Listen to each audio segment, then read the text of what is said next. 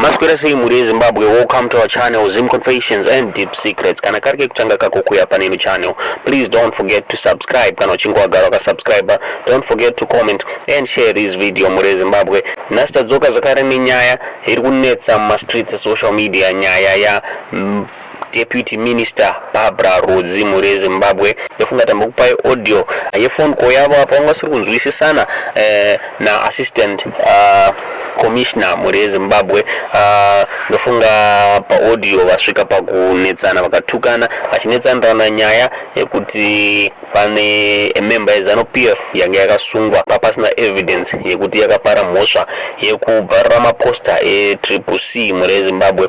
Saka pa phone call iyi minister vasvika pakutukana nemupurisa uyu vasvika pakutukana. Inova iyo nyaya yazonetsa maZimbabweans zvichinzi minister varikuda kushandisa simba ravo pasiripo.